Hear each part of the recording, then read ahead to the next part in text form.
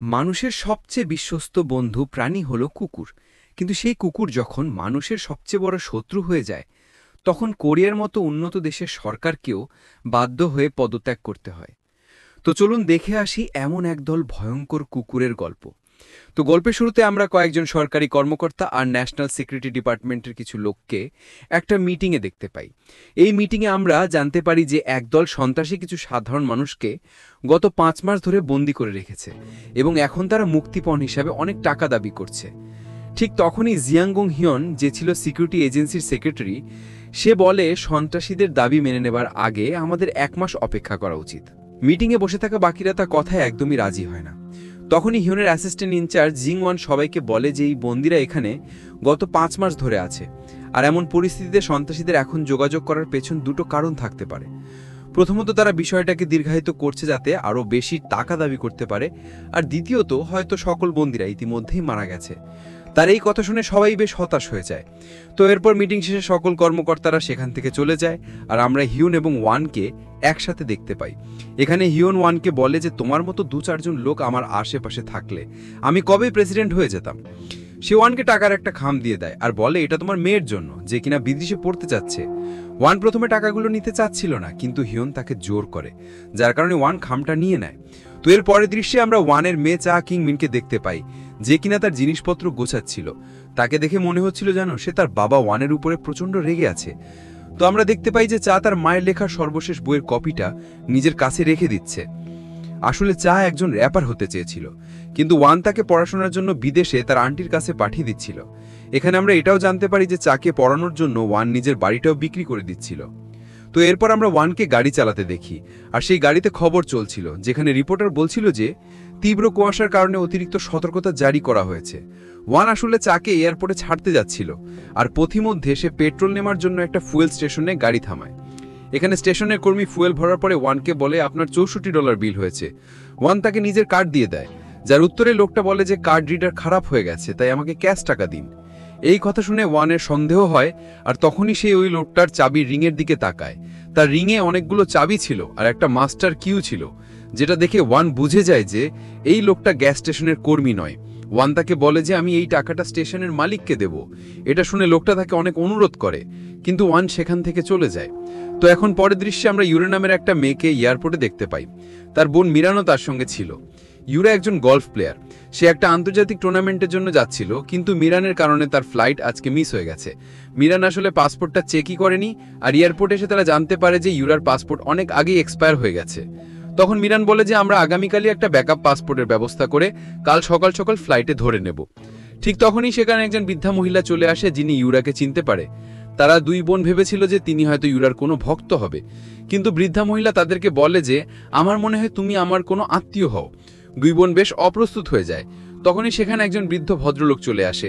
তিনি দুই বোনকে ক্ষমা চেয়ে নেয়। তিনি দুই বোনকে বুঝিয়ে বলে যে তার স্ত্রীর আসলে অ্যামনেশিয়ার রোগ রয়েছে, সে প্রায়শই সবকিছু ভুলে যায়। এটা বললে সে তার স্ত্রীকে নিয়ে এখান থেকে চলে যায়। তো এখন আমরা দেখতে পাই যে ওই বৃদ্ধ দম্পতি একটা বাসে করে এবং এই দুই বোন নিজেদের গাড়িতে করে এয়ারপোর্ট থেকে বের হয়ে যায়, আর তারা যাবার পথে একটা ব্রিজ পার হচ্ছিল।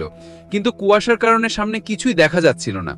সবারই গাড়ি চালাতে অনেক অসুবিধা হচ্ছিল, কিন্তু তখনই একজন পাগলাটে স্ট্রিমার সকল সতর্কতা উপেক্ষা করে খুবই দ্রুত গতিতে গাড়ি চালাচ্ছিল এবং উত্তেজনার বসে মনোযোগ হারিয়ে সে একটা অ্যাক্সিডেন্ট করে বসে। যেই তার গাড়িটা ধাক্কা খায়, অমনি একে একের পর এক গাড়ি কুয়াশাচ্ছন্ন ব্রিজের উপরে দুর্ঘটনাগ্রস্ত হয়ে পুরো ব্রিজের রাস্তাটা ব্লক করে ফেলে। অন্যদিকে ওয়ান আর তার মেয়ে নিজেদের গাড়িতে করে এয়ারপোর্টের দিকে যাচ্ছিল এবং তারাও সেই ব্রিজের উল্টো লেনে ছিল। হঠাৎ করে তাদের পাশ দিয়ে কয়েকটা মিলিটারি গাড়ি বেরিয়ে যায়, যেগুলোর ভেতরে কিছু কুকুর ছিল। ওই গাড়িগুলোতে আমরা একজন ডক্টরকেও বসে থাকতে দেখি। আর ওদিকে গ্যাস স্টেশনে আমরা আবারও সেই লোকটাকে দেখতে পাই, যে কিনা ওয়ানের কাছে ক্যাশ টাকা চেয়েছিল। তো গ্যাস স্টেশনে মালিকটাকে অনেক বকাঝকা করছিল এবং আমরা জানতে পারি যে তার নাম আসলে জো। সে একজন ট্রাক ড্রাইভার। তখনই রেডিওতে ব্রিজের দুর্ঘটনার খবর চলে আসে, যা শুনে জো তার $64 নেওয়ার জন্য নিজের কুকুর জোডিকে করে ব্রিজের দিকে বেরিয়ে পড়ে। তার ধারণা ছিল যে ওয়ান নিশ্চয়ই ব্রিজের ওই দুর্ঘটনার কারণে ওখানে আটকা পড়ে গেছে। আর হ্যাঁ, ব্রিজের উপরে ওয়ানের সামনের সেই আর্মির গাড়িটা দুর্ঘটনায় উল্টে যায়, যার কারণে ওয়ানও ব্রিজে আটকে পড়ে। সে সাথে সাথে তার বসকে ব্যাপারে খবরও দিয়ে দেয় এবং তার মেয়ে তাকে বলে যে বাবা, গাড়িটা উল্টে গেছে, ওর ভেতরের লোকেরা নিশ্চয়ই আহত হয়ে গেছে, আমাদের এক্ষুনিকে সাহায্য করা উচিত। এই কথা শুনে ওয়ান তার মেয়েকে গাড়িতেই থাকতে বলে, কিন্তু সে নিজে তাদেরকে সাহায্য করার জন্য এগিয়ে যায়। সে দেখতে পায় যে এই দুর্ঘটনায় সেই ডক্টর বেশ আহত হয়ে গেছে। এই লোকটার নাম হলো ডক্টর ইয়ং, আর এখানে থাকা সৈনিকেরা ওয়ানকে বলে যে আপনি প্লিজ ডক্টর ইয়ংকে একটু দেখে রাখুন। এটা বলে সৈনিকেরা সেই গাড়িটা চেক করতে চলে যায়। সেখানে তারা দেখে যে গাড়িতে থাকা খাঁচাটা ভেঙে গেছে আর ভেতরে থাকা সকল কুকুরগুলো বাইরে বেরিয়ে গেছে। এটা দেখে তারা দুজন খুবই চিন্তায় পড়ে যায় আর সাথে সাথে নিজেদের টিমকে খবরও দিয়ে দেয়। এবার ওয়ান ডক্টরের কাছে চলে আসে আর দেখতে পায় যে গাড়িতে তার মেয়ে নেই। আর তখনই আমরা দেখি যে ব্রিজের উপরে একটা কুকুর বারবার নিজের মাথা ঝুঁকছিল। ওয়ানের মেয়েটা দেখে বেশ চিন্তিত হয়ে যায় আর সে কুকুরটাকে খাবার জন্য কিছু বিস্কিটও দিয়ে দেয়। সে কুকুরটার কলারে তার নাম লেখা দেখতে পায়, যেটা ছিল E9। তো চা সেই কুকুরটার কাছে যাচ্ছিল, ঠিক তখনই ওয়ান সেখানে চলে আসে আর তার মেয়েকে আটকে দেয়। এ সব কিছু দেখে কুকুরটা ওখান থেকে পালিয়ে যায়। ওদিকে বাকি কুকুরগুলো এদিকে ওদিকে ঘোরাঘুরি করছিল আর একটা কুকুর মিরানের কাছে চলে আসে, যাকে দেখে সে প্রচন্ড ভয় পেয়ে যায়। তো যাই হোক, সৈনিকেরা ডক্টরের কাছে চলে আসে আর তাকে জানায় যে ইক্স ঘাঁচার বাইরে চলে এসছে। এখানে আপনাদের বলে রাখি যে ইক্স বলতে এর কুকুরদেরকেই বুঝিয়েছে। তো সৈনিকেরা জানায় যে কন্ট্রোল প্রোগ্রাম চালু করার জন্য তাদের কাছে আদেশ চলে এসেছে। তাই এখন ডক্টর নিজের ল্যাপটপ থেকে একটা প্রোগ্রাম চালু করার কাজ শুরু করে দেয়। কিন্তু তখনই ওয়ান সেখানে চলে আসে আর সে তাদেরকে জিজ্ঞাসা করে যে আপনারা আসলে করছেন কি, যার উত্তরে সৈনিকেরা বলে কে আপনি। সে তাদেরকে নিজের আইডি কার্ড দেখায় আর বলে যে আমি ব্লু হাউসের সিকিউরিটি ডিপার্টমেন্ট থেকে এসেছি। সে তাদেরকে জিজ্ঞাসা করে যে আপনারা মোবাইল নেটওয়ার্ক কেন ব্লক করে দিয়েছেন। উত্তরে সৈনিকেরা বলে যে এটা একটা জরুরি পরিস্থিতি, কিন্তু ওয়ান স্বাভাবিকভাবেই তাদের কথা মানে না, যার কারণে সৈনিকেরা বাধ্য হয়ে তাকে হাত কড়া পরিয়ে রাখে। এখানে ডক্টর ওয়ান আর তারুণী একে বলে যে আপনারা প্লিজ আমাদেরকে বিরক্ত করবেন না, কারণ পরিস্থিতি নিয়ন্ত্রণে না আনতে পারলে আমরা সবাই মারা যাব, আর আপনারা দুজন আমার সাথে সুরক্ষিত আছেন, তাই চিন্তা করবেন না। তখনই ওই ডক্টর একটা ভয়েস রেকর্ডিং পাঠায় আর সকল সৈনিকেরা তৈরি হয়ে যায়। ডক্টর যেই রেকর্ডিংটা চালু করে, সাথে সাথে কুকুরগুলো তাদের লক করা টার্গেট অর্থাৎ খাঁচার দিকে এগিয়ে যেতে থাকে। মূলত এই রেকর্ডিংটা কুকুরদেরকে খুঁজে বের করতে আর নির্দিষ্ট একটা টার্গেটে আনার জন্য ব্যবহার করা হতো। সকল কুকুরগুলো আক্রমণাত্মক হয়ে খাঁচার দিকে ফিরতে থাকে আর সৈনিকেরা তাদেরকে ইলেকট্রিক শক দিয়ে খাঁচায় ভরতে থাকে। তো এখনই ডক্টর তার ল্যাপটপে দেখতে পায় যে সকল কুকুরগুলো টার্গেটের দিকে চলে গেছে, কিন্তু E9 নামের একটা মেয়ে কুকুর নিজের জায়গা থেকে একটুও নড়ছে না। ডক্টর বলে যেহেতু বাকি সকল কুকুরগুলো ভেতরে চলে এসেছে, তাই আমি প্রোগ্রামটা বন্ধ করে দিচ্ছি। তাই আমরা দেখতে পাই যে এটা করতেই সকল কুকুরগুলো সাথে সাথে শান্ত হয়ে যায় আর ততক্ষণে মিলিটারি চপারও সেখানে চলে আসে এবং তারা ওই 8টা কুকুরকে নিয়ে যাবার জন্য তৈরি হয়ে যায়। তারা সবাই ঠিক করে যে E9কে নিতে তারা পরে আবারও আসবে। এরপর ওয়ানকে মুক্ত করে দেয়া হয় আর সে ডক্টরকে থামিয়ে আবারও জিজ্ঞাসা করে যে এখানে এসব হচ্ছেটা কি। ডক্টর ওয়ানকে বলে যে তোমার উচিত নিজের বসের কাছে সাইলেন্স প্রজেক্টের ব্যাপারে জিজ্ঞাসা করা। এরই মধ্যে আবার জো সেখানে তার ট্রাক নিয়ে পৌঁছে যায় আর তার কুকুর দৌড়ে সেই ট্রান্সফার কন্টেনারের কাছে চলে যায়। জো তার কুকুরটাকে নিয়ে আসতে চাইলেও সৈনিকেরা জোকে আটকে দেয়। তো যাই হোক, তখনই চা আবার সেখানে গিয়ে জোডি নামের সেই কুকুরটাকে তুলে নেয়। তো যাই হোক, এখানে আমরা একটা চিপ নিচে পড়ে থাকতে দেখি, যেটা কোনো কুকুরের শরীরে লাগানো ছিল। অর্থাৎ ডক্টর তার ল্যাপটপে E9-এর যে লোকেশনটা দেখেছিল সেটা ছিল ওই চিপের লোকেশন, ওই কুকুরটার নয়। আমরা বুঝতে পারি যে কুকুরটা যখন ব্রিজের ওপরে তার মাথা ঢুকছিল, তখন সে আসলে এই চিপটাই মাথা থেকে বের করছিল। তো যাই হোক, এদিকে চপার দিয়ে খাঁচাটাকে উপরে তোলা হয় আর আমরা দেখতে পাই যে E9 খাঁচার ওপরেই ছিল। হ্যাঁ বন্ধুরা, সে চপারে থাকা সকল সৈনিকদের ওপর এলোপাথারিভাবে আক্রমণ করে দেয় আর এই হট্টগোলের মধ্যে খাঁচাটা নিচে পড়ে যায়, এমনকি চপারটাও ব্রিজের কেবেলের মধ্যে ফেসে যায়। তো এত হুড়োহুড়ি দেখে ডক্টর প্রচণ্ড ঘাবড়ে যায় আর সে বলে আমি কুকুরগুলোকে নিয়ন্ত্রণ করার চেষ্টা করছি। এটা বলেই সে ল্যাপটপ চালু করতেই দেখতে পায় 16টি টার্গেট লকড দেখাচ্ছিল, অর্থাৎ ব্রিজে যতজন লোক ছিল তারা সবাই এখন এই কুকুরগুলোর টার্গেট ছিল। কুকুরগুলো এবার নিয়ন্ত্রণের বাইরে চলে যায় এবং খাঁচা ভেঙে দ্রুত মানুষের উপরে আক্রমণ করতে শুরু করে দেয়। চারিদিকে দৌড়াদৌড়ি শুরু হয়ে যায় আর তখনই একটা কুকুর ডক্টরের ওপরে আক্রমণ করে বসে। এর ফলে ডক্টরের ল্যাপটপটা নিচে পড়ে যায়। ওয়ান তার মেয়েকে নিয়ে সেখান থেকে পালাতে থাকে আর জো আর ডক্টরও তাদের পিছু পিছু ছুটতে থাকে। এরপর ওয়ান তার মেয়ে আর ডক্টরকে নিয়ে নিজের গাড়িতে বসে পড়ে এবং এখান থেকে বেরোনোর চেষ্টা করে। তখনই চা জোকে দেখে ওয়ানকে গাড়ি থামাতে বলে। ওয়ান তার কথা শোনে না, কিন্তু চা ব্রেক চেপে দেয় আর জো গাড়ির দিকে দৌড়াতে থাকে। আর তখনই একটা কুকুর তার পেছনে লেগে যায়, কিন্তু একদম শেষ মুহূর্তে ওয়ান গাড়ির ডিকি খুলে দেয় আর জো ভেতরে চলে আসে।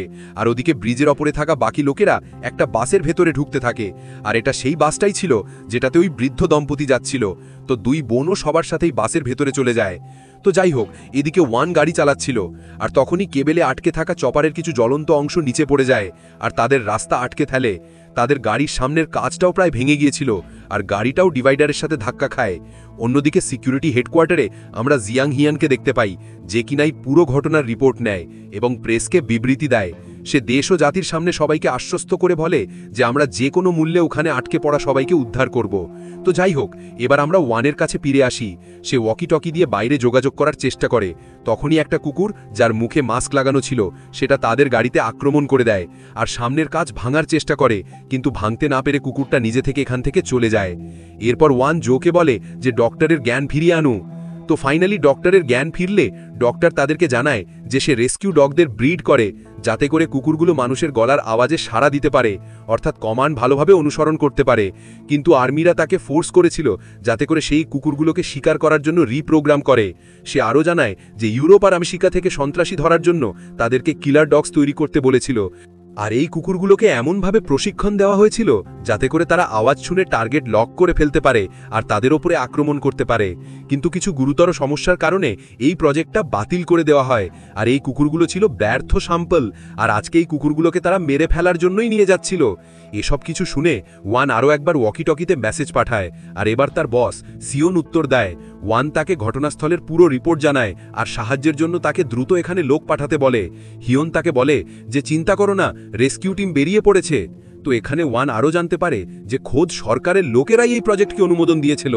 তো যাই হোক, তখনই একটা ভয়ঙ্কর বিস্ফোরণ হয়, আর ওদিকে বাসে থাকা বেঁচে যাওয়া যাত্রীরা ওয়ানের গাড়ি দেখে তাদেরকে সাহায্য করতে এগিয়ে আসে। হর্ন দিয়ে তারা ওয়ানদেরকে সংকেতও দিতে থাকে। তো বিস্ফোরণের কারণে চারিদিকে এক ধরনের বিষাক্ত গ্যাস লিক হয়ে গিয়েছিল, তাই তারা সবাই দম বন্ধ করে বাসের দিকে এগোতে থাকে। ওয়ান এখানে ওয়াকি টকিকে হিয়নকে আবারও বলে যে এখানে রেস্কিউ টিম দিয়ে কোনো কাজ হবে না, এখানে সোয়াট টিম দরকার, আর তারা এলে প্রথমে কুকুরগুলোকে অবশ করতে হবে, তারপর মানুষদেরকে বাঁচাতে হবে। সে এটাও বলে যে সাধারণ মানুষদেরকে এই হাইব্রিড কুকুরের ব্যাপারে কিছুই বলার দরকার নেই, তাদেরকে শুধু এটা বলা হবে যে এগুলো কিছু পাগলা কুকুর ছিল। এসব কিছু বলে ওয়ান তাড়াতাড়ি বাসে উঠে পড়ে, কিন্তু তখনই চপারটা নিচে পড়ে যায় আর আরও একটা বড় বিস্ফোরণ হয়। এতে করে ব্রিজের কেবলগুলো ছিঁড়ে যেতে থাকে, যার ফলে ব্রিজটা মাঝখান থেকে একেবারে ভেঙে যায়।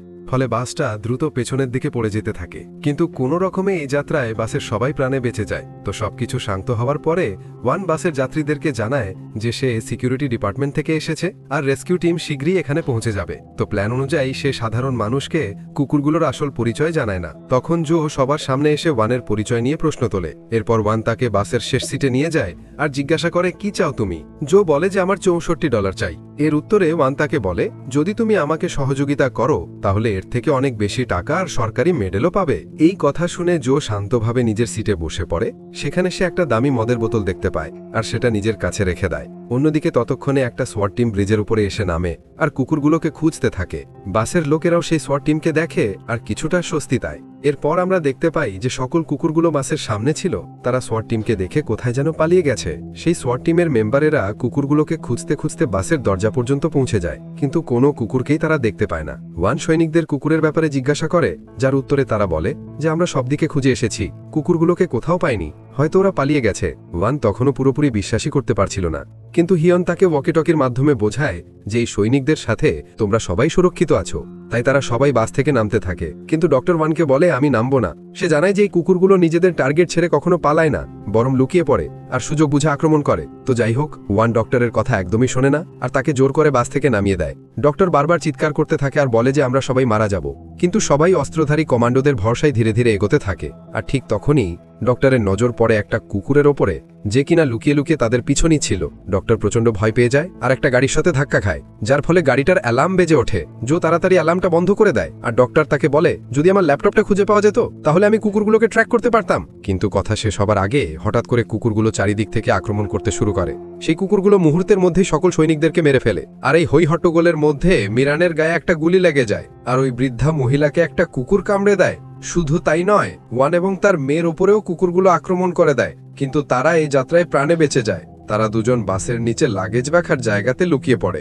ওয়ানের শরীর থেকে কিছুটা রক্ত বেরোচ্ছিল, যা দেখে তার মেয়ে প্রচন্ড চিন্তায় পড়ে যায়। এই মুহূর্তে ওয়ান লক্ষ্য করে যে তার ওয়াকি টকিটাও কোথায় যেন পড়ে গেছে আর সেটা আনার জন্য তাকে আবারও ফিরে যেতেই হবে। যা তাকে মানা করে, কিন্তু ওয়ানকে তো যেতেই হবে। তাই ওয়ান ধীরে ধীরে সাবধানে ওয়াকি টকিটা আনতে চলে যায়। সে ওয়াকি টকিটা তুলে নেয় আর তারপর চায়ের ব্যাগটাও তোলে। এরপর ওই মৃত সৈনিকদের কাছ থেকে কিছু গুলি, বন্দুক আর একটা লাইটারও তুলে নেয়। ওদিকে চা নিজের ফোনে একটা ভিডিও দেখছিল, আর এই ভিডিওতে আমরা জানতে পারি যে তার মায়ের আসলে ক্যান্সার হয়েছিল এবং তিনি একটা বইও লিখেছিলেন যার 350টা কপি ওয়ান নিজেই কিনে নিয়েছিল। মানে হয়তো ওই বইটা খুব একটা ভালো ছিল না বা বিক্রি হচ্ছিল না, তাই বই বিক্রি হয়েছে এই মিথ্যে আশা দেওয়ার জন্য ওয়ান এমনটা করেছিল। তো যাই হোক, তখনই পেছন থেকে ডক্টর চাকে বলে যে আমি উপরে বাসে যাচ্ছি।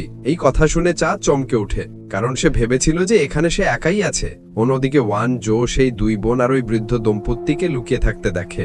জো ওয়ানকে বলে যে আমি এদের সবাইকে সত্যিটা বলে দিয়েছি, যেগুলো কোনো পাগলা কুকুর নয়, বরং পরীক্ষামূলকভাবে তৈরি করা প্রশিক্ষণপ্রাপ্ত হাইব্রিড কুকুর। তখন বাধ্য হয়ে ওয়ানকে সবার কাছে ক্ষমা চেয়ে নিতে হয়। এখন আমরা দেখতে পাই যে বাসের সামনে সকল কুকুরগুলো ঘোরাঘুরি করছিল। বাসের ভেতরে ডক্টর চাকে বলে যে সামনে যে কুকুরটাকে দেখছ ওটা হলো ইকো-9, অর্থাৎ E9, আর এখানে বাকি যতগুলো কুকুর আছে সবগুলোই ইকো-9-এর সন্তান। তো এবার দৃশ্য অতীতে চলে যায়, আর আমরা দেখতে পাই যে একটা ল্যাবে E9-এর শরীরে একটা চিপ লাগানো হচ্ছে। ডক্টর জানায় যে E9-কে হিংস্র বানানোর জন্য তার সামনেই তারা E9-এর অনেকগুলো বাচ্চাকে নির্মমভাবে মেরে ফেলেছে। তাই এখন E9 যা করছে সেটা শুধুমাত্র শিকার নয়, বরং নিজের বাচ্চাদের হত্যার প্রতিশোধ নিচ্ছে সে। তো যাই হোক, এবার ওয়ান এবং বাকি সবাই লিক হওয়া সেই পেট্রোলের সাহায্যে মশাল তৈরি করে জ্বালায়, আর ওয়ান সিকিউরিটি টিমকে নিজের অবস্থান জানানোর জন্য একটা ফ্লেয়ার জ্বালায়। এরপর সে হিয়নের সাথে যোগাযোগ করে আর তাকে বলে যে আমি সকল বেঁচে থাকা যাত্রীদের সাথে সিওলের দিকে এগোচ্ছি। হিয়ন তাকে বলে যে ওখানে বিষাক্ত গ্যাস লিক হয়ে গেছে, তাই তোমরা ভাঙা ব্রিজের দিকে এগিয়ে যাও, যেখানে সোয়ার্ট টিম তোমাদের জন্য অপেক্ষা করবে। ওয়ান রাজি হয়ে যায় আর বলে যে আমি তাহলে সবাইকে বাসে করে নিয়ে ওখানে আসব। তুমি কিন্তু স্নাইপারদের তৈরি রেখো, যাতে করে কুকুরগুলোকে গুলি করা যায়।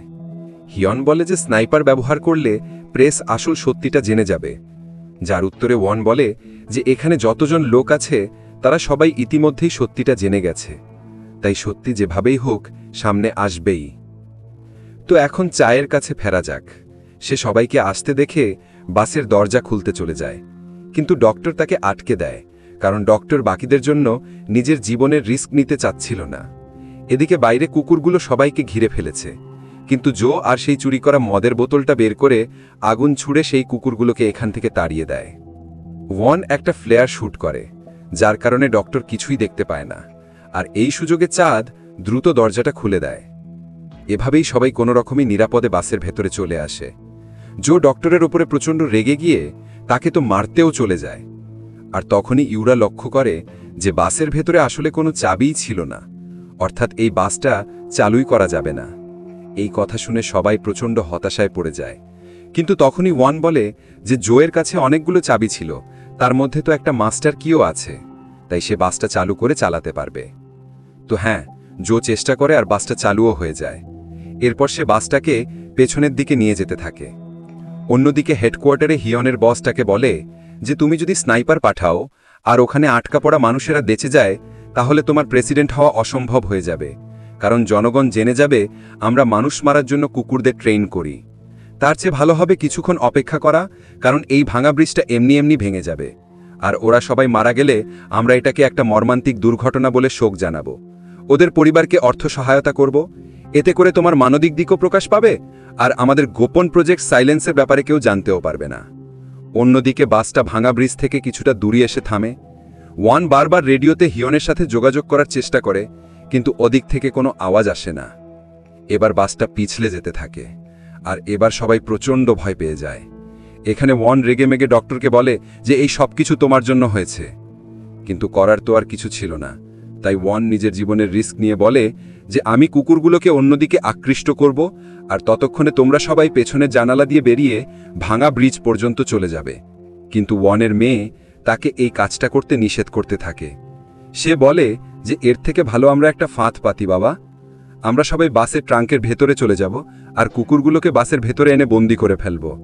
তো যেই ভাবা সেই কাজ, সবাই লাগেজ রাখার জায়গাতে চলে যায় আর বাসের দরজাটা খুলে দেয়। এতে করে এক এক করে সকল কুকুরগুলো বাসের ভেতরে ঢুকে পড়ে, আর জো চাবির সাথে বেঁধে রাখা সুতো টেনে দরজাটা বন্ধ করে দেয়। কিন্তু ইতিমধ্যে কুকুরের হামলায় আহত হয়ে যাওয়া ওই বৃদ্ধ মহিলাটা প্রচণ্ড রক্তক্ষরণের জন্য এখানেই মারা যায়। আর এটা দেখে তার স্বামী আর বাকিরা অঝরে ধরে কান্না করতে থাকে।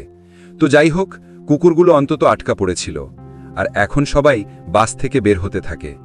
তখনই ওই বৃদ্ধ ভদ্রলোক বলে, আমি এখানেই থাকব, কারণ কুকুরগুলো ততক্ষণে লাগেজ কম্পার্টমেন্টের দরজা ধাক্কা দিয়ে খোলার চেষ্টা করতে থাকে। কিন্তু বৃদ্ধ লোকটা শক্ত করে সেই দরজা ধরে রাখে। ওয়ান প্রচণ্ড কষ্ট পায়। সে ওই বৃদ্ধ লোকটাকে একা ছেড়ে যেতেই পারছিল না, কিন্তু কুকুরগুলো বাইরে আসার আগেই জো ওয়ানকে বাইরে টেনে নেয়, আর সেই ভদ্রলোক কম্পার্টমেন্টের দরজা বন্ধ করে দেয়। অর্থাৎ তিনি সবাইকে বাঁচানোর জন্য নিজেকে উৎসর্গ করে দিলেন। আসলে নিজের স্ত্রীকে হারিয়ে উনি বেঁচে থাকার উদ্দেশ্যটাই হারিয়ে ফেলেছিল। তো এই সব কিছু দেখে ওয়ান পুরোপুরি শকে চলে গিয়েছিল, কিন্তু জো তাকে বাস্তবে ফিরিয়ে আনে। তাকে বলে, যদি কুকুরগুলো বাইরে বেরিয়ে আসে তাহলে আমরা সবাই মারা যাব, এমনকি তোমার মেয়েও বাঁচবে না। আমাদের দ্রুত এখান থেকে পালাতে হবে। তো হ্যাঁ, এরপর সবাই দ্রুত ওই ভাঙা ব্রিজে পৌঁছে যায়, কিন্তু দুর্ভাগ্যবশত সেখানে কেউ ছিল না, কারণ হিয়ন তাদেরকে বাঁচাতে কোনো স্নাইপার এখানে পাঠায়নি। এটা দেখে তারা সবাই খুব ভয় পেয়ে যায়। ঠিক তখনই ডক্টর ওয়ানের কাছে চলে আসে আর তাকে বলে যে তুমি যে হিয়নের ভরসায় এখানে এসেছো, সেই হিয়নই সাইলেন্স প্রজেক্ট শুরু করেছিল। হ্যাঁ বন্ধুরা, হিয়নই এই প্রজেক্টের অনুমোদন দিয়েছিল, যার কারণে সে ব্লু হাউসে জায়গা পেয়েছিল। এই কথা শুনে ওয়ানও বুঝে যায় যে এখানে আসলে কি রাজনীতি চলছে। সে রেডিওতে হিয়নকে জিজ্ঞাসা করে, তুমি কি তাহলে এই প্রজেক্ট অনুমোদন করেছিলে? আর তুমি কি ইচ্ছে করে রেস্কিউ টিমকে আটকে দিয়েছ? অন্যদিকে হিয়ন সবকিছুই শুনছিল, কিন্তু সে কোনো উত্তর দেয় না। এতে করে ওয়ান খুবই আবেগপ্রবণ হয়ে পড়ে, আর তখনই তার নজর সেই গাড়িটার উপরে পড়ে যেটাতে করে কুকুরগুলোকে আনা হয়েছিল। তবুও সে হিয়নকে বলে যে আমরা সবাই বাস নিয়ে সিওলের দিকে এগোচ্ছি। এটা খুবই বিপজ্জনক, কারণ ব্রিজটা যে কোনো সময় ভেঙে পড়তে পারে। তাছাড়াও এখানে বিষাক্ত গ্যাসও ছড়িয়ে পড়েছে। ওখানে আবার পাশে জোয়ের ট্রাকটাও ছিল। ওয়ান জোকে বলে যে তুমি ট্রাকটা চালু করো, যার উত্তরে জো বলে যে আমার চাবি তো বাসের ভেতরে রয়ে গেছে। ডক্টর বলে যে আমার ল্যাপটপটাও এখানে কোথাও পড়ে গেছে, আমি যদি ল্যাপটপটা পেয়ে যাই তাহলে আমি কুকুরগুলোকে নিয়ন্ত্রণ করতে পারবো। তাদেরকে ট্র্যাক করতে পারবো, বুঝতে পারবো কুকুরগুলো কোথায় আছে। তাই সবাই ল্যাপটপটা খুঁজতে থাকে, আর অবশেষে তারা ল্যাপটপটা পেয়েও যায়। তো হ্যাঁ, ল্যাপটপটা ডক্টর চালু করে, আর ওয়ান একটা প্ল্যান বানায়। সে কুকুরগুলোকে একদিকে আকৃষ্ট করে চাবিগুলো নিয়ে নেবে, আর তারপর জো তার ট্রাক দিয়ে মিলিটারি গাড়িটাকে টেনে রাস্তার আগুন পার করে নিয়ে যাবে। তো মূলত ওয়ান এখানে টোপের কাজ করছিল। সো হ্যাঁ, ল্যাপটপ চালু করা হয়, আর ওয়ান খাঁচার দিকে চলে যায়। যা তাকে বলে যে আমি বিদেশে যেতে চাই না বাবা, আমি এখন তোমার সাথে থাকতে চাই। ওয়ান তার মেয়ের কথা শোনে, আর তারপর তার মেয়ের কাছ থেকে তার স্ত্রীর শেষ বইটা চেয়ে নেয়। কারণ কুকুরগুলোর সামনে গিয়ে তাকে কিছু পড়তে হবে, কারণ তার ভয়েসের মাধ্যমে সেই কুকুরগুলোকে নিয়ন্ত্রণ করা যাবে। ডক্টর তার গলার আওয়াজটাকে কমান্ড হিসাবে ব্যবহার করতে পারবে। তো চা তাকে বলে যে বাবা, এটা কিন্তু আমার মায়ের বইয়ের শেষ কপি, এটা নিয়ে তোমাকে ফিরে আসতেই হবে। তো এরপর ওয়ান খাঁচাটা বন্ধ করে দেয়, আর ওদিকে ইউঠা একটা গাড়ির উপরে উঠে বাসের কাঁচ ভাঙার জন্য গল্ফ বল নিয়ে তৈরি হয়ে যায়। মিরান কাঁদতে কাঁদতে তার কাছে ক্ষমা চেয়ে নেয় আর বলে, আমার ভুলের জন্যই আমরা এখানে ফেসে গেছি। তখনই ইউরা জানায় যে আমি প্রথম থেকে জানতাম যে আমার পাসপোর্ট এক্সপায়ার হয়ে গেছে, কিন্তু আমি কিছু বলিনি, কারণ আমি টুর্নামেন্টে অংশ নিতে ভয় পাচ্ছিলাম। মিরান তাকে আরও একটা গল্ফ স্টিক দেয় আর বলে যে এই দূরত্বের জন্য এই স্টিক ভালো হবে। এখানে আমরা বুঝতে পারি যে মিরান আসলে ইউরার জন্য কতটা সাপোর্টিভ, আর সে কত ছোট ছোট বিষয়ে খেয়াল রাখে। তো যাই হোক, জো বাসের নিচে লুকিয়েছিল আর ডক্টরের সাথে গাড়িতে বসেছিল, অর্থাৎ প্ল্যান পুরোপুরি তৈরি, সবাই নিজের নিজের জায়গা মতো আছে। তো ডক্টর রেডিওর মাধ্যমে সবাইকে বলে যে এখন থেকে শুধু ওয়ানই কথা বলবে, আর বাকি সবাই চুপচাপ থাকবে। ডক্টর প্রোগ্রাম চালু করে দেয়, আর ওয়ান জোরে জোরে তার স্ত্রীর লেখা বইটা পড়তে শুরু করে। সকল কুকুর তার আওয়াজে মনোযোগ দেয়, আর চা ফ্ল্যাশলাইট মেরে লক্ষ্যবস্তু দেখায়, যার ওপরে ইউরা শট মারতে শুরু করে। ব্রিজ কাঁপার কারণে তার কিছু শট মিস হয়ে যায়, কিন্তু তখন সে মিরানকে বল ছুঁড়তে বলে, আর সে হাওয়ায় ভাসা বল শট মারে। এবার কুকুরগুলো বাসের পেছনের জানলা ভেঙে মিলিটারির গাড়িটাকে ঘিরে ফেলে। ওদিকে কয়েকটা শটে গাড়ির কাঁচও ভেঙে যায়, আর জো তাড়াতাড়ি তার চাবিটা বের করে নেয়। তার নজর E9-এর ওপরে পড়ে, যে কিনা তার দিকেই তাকিয়েছিল। জো বড়াতে থাকে, আর সবাই তার ট্রাকে বসে পড়ে। E9 তাদের ওপরে আক্রমণ করে দেয়, আর তখনই ব্রিজটা ভেঙে পড়তে থাকে, আর মিলিটারির গাড়িটা নিচে পড়ে যেতে থাকে। এটা দেখে E9 গাড়িটার দিকে দৌড়ে চলে যায়, যেটা কিনা একদম কিনারায় আটকে ছিল। সবাই ট্রাক চালু করে ওয়ানের জন্য পেছনে আসতে থাকে। আর রেডিওতে ওয়ান তাদেরকে পেছনে আসতে নিষেধ করে দেয়। সে চাকে বলে যে তুমি আমাকে নিয়ে চিন্তা করো না মা, তোমরা এখান থেকে চলে যাও। কিন্তু চা কোনো কথা শোনে না। সে ট্রাক থেকে একটা হুক নিয়ে গাড়িটার দিকে এগোতে থাকে। গাড়িটার কাছে E9 একটা কুকুরকে বাঁচানোর চেষ্টা করছিল, যেটা কিনা নদীতে পড়ে যায়, আর E9ও তার পেছনে ঝাঁপ মেরে দেয়। গাড়িটা এখন পুরোপুরি কিনারায় ঝুলছিল, কিন্তু একদম শেষ মুহূর্তে চা গাড়িটার সাথে হুকটা লাগিয়ে দেয় আর ভেতরে চলে আসে। সে জোকে চিৎকার করে ট্রাক চালাতে বলে, আর কোনো রকমে সে ওই গাড়িটাকে টেনে তুলে আবারও এগোতে থাকে। বিষাক্ত গ্যাসের মধ্যে দিয়ে দ্রুত গতিতে জো গাড়ি চালায়, আর ওই এলাকা থেকে বেরোনোর আগে এক জায়গায় ব্রিজটা ভাঙা ছিল, যার কারণে ধাক্কা খেয়ে গাড়িটা ট্রাক থেকে আলাদা হয়ে যায়। কিন্তু গতি খুব বেশি থাকার কারণে গাড়িটা গ্যাস পার করে বাইরে বেরিয়ে আসে। তারপর ফাইনালি সবাই ট্রাকে বসে সিউলের দিকে এগোতে থাকে। অবশেষে তারা প্রেস, পুলিশ আর ডাক্তারদের দেখা পায়। সেখানে হিয়নও ছিল। হিয়ন ওয়ানকে দেখে একটা খুশি মেরে দেয় আর প্রেসের হাতে সকল প্রমাণ তুলে দেয়। হিয়ন ওয়ানকে তার মেয়ের ভবিষ্যতের কথা ভাবতে বলে, যার উত্তরে ওয়ান বলে, আমার মেয়েকে আর কোথাও পাঠানোর দরকার নেই, ও আমার সাথেই থাকবে। ওয়ান এখানে হিয়নের দেয়া টাকাগুলো ছুঁড়ে ফেলে দেয়। আর তখনই ডক্টর সেখানে এসে সাইলেন্স প্রজেক্টের প্রমাণ হিসেবে নিজের ল্যাপটপটা সাংবাদিকদের অফার করে। চাও এখানে অনেক খুশি ছিল, কারণ সে এখন তার বাবার সাথে থাকবে।